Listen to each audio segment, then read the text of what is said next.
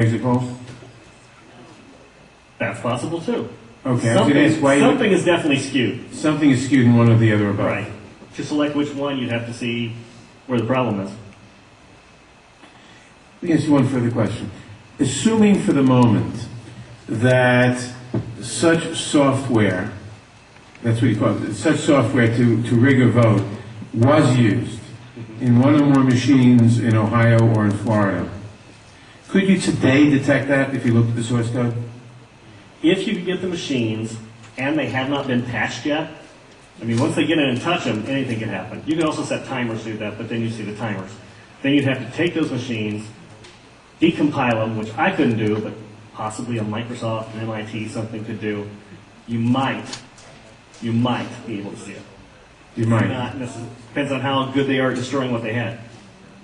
Destroying what they had by tampering with the machine afterwards, or by programming a destroy instruction in the first place? Right, because since you didn't...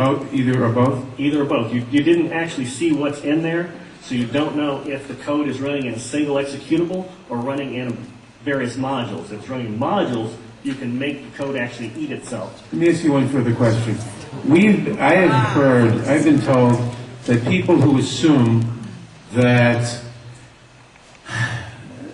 lots of the election results, or that a large fraction of the election result in any state may have been affected by deliberate fraud in the computer, are paranoid, because in order to do that, you have to have access to thousands of machines, and that would be readily detectable.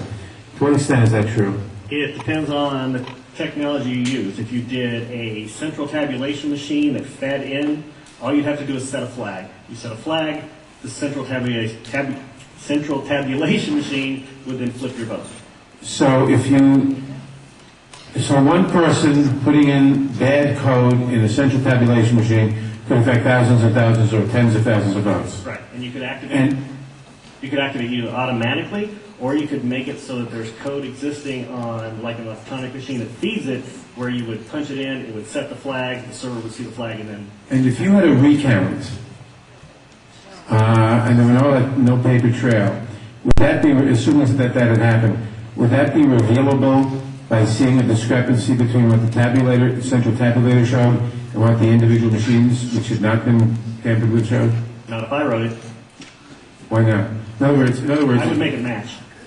You could work back from the tabulator to the individual machines, so that the tabulator would tell the machines to switch their results? Yes. It talks both ways.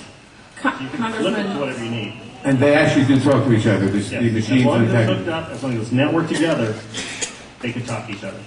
So in other words, there is absolutely no assurance whatsoever on anything with regard to these machines? Absolutely none, unless you look at the source code and make sure it's safe before it goes out. Thank you very much. Thank you, Congressman Mathers. I know that Congresswoman Waters has a question, and then Senator Miller, and then Congresswoman Stephanie Tubbs Jones. This will only take a moment if you would come back to the... I'm new at this. As you know, there has been a lot of discussion about, I think it is Diebold company, their relationship to the president and the administration, and supposedly comments about helping to ensure that the president was reelected. In your world, in your environment, have you heard any of this kind of discussion? Do you know people who work for Diebold? Do you have any sense of any actions that may have been taken? I don't know anything about that at all. Thank you. Sorry. Senator Miller. Thank you, Madam Chair. Sir, I suspect people will attack you in terms of your credibility. Could you restate once again your credentials? I'm a programmer. I worked for NASA, worked for ExxonMobil, worked for Florida Department of Transportation, and other elements of my story, because this company, well, let's get into it. Why not? This company also, they have NASA contracts, and they were basically downloading tons of information, I mean gigabytes worth, and handing them off to this little Chinese guy named Henry Nee, and it didn't seem right, and He was hacking things, and I wrote a program for DOT that allowed contractors to send their information into DOT, and he was kind of the quality assurance guy for software. He put a wiretapping module in the program that went out to the contractors so that it actually sent everything they sent back to Yang. So I reported all this, and just last March, I think, he was arrested for attempting to send anti-tank missile chips to the capital of Communist China. So, if that's correct, this is such a small thing. Of course, I think he only got a $100 fine. And no time. Thank you. Congresswoman Stephanie Tubbs Jones. Thank you. Thank you.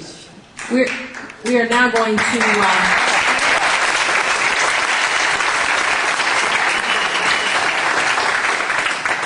back to the public testimony.